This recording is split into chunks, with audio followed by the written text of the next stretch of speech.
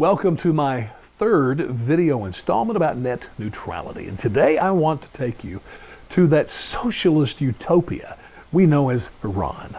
Now I know they call themselves as Islamic Republic, which, that just means they have elections. But they're socialist because the government either owns or, 100% controls all the major industries, including the internet.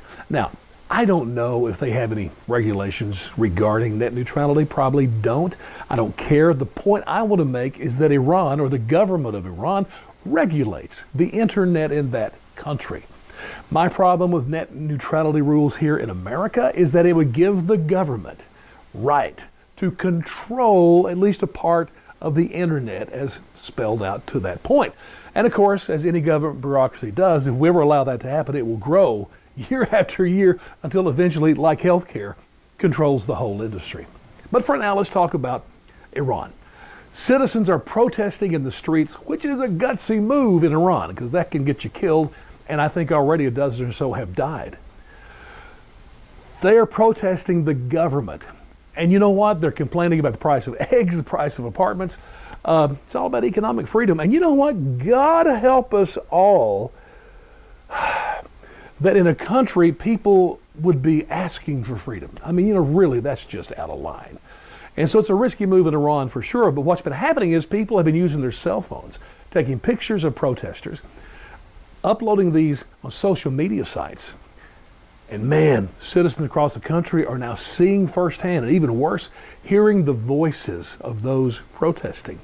Well, the government, as any government would do, they have begun blocking websites, shutting down sections of the internet, which is the very purpose of net neutrality, of course, is to make sure that Comcast or AT&T doesn't do that. But no one here ever asks the question, well, I wonder if the government would use its power to silence the voice of, a political person. Of course it would. Look around you, man.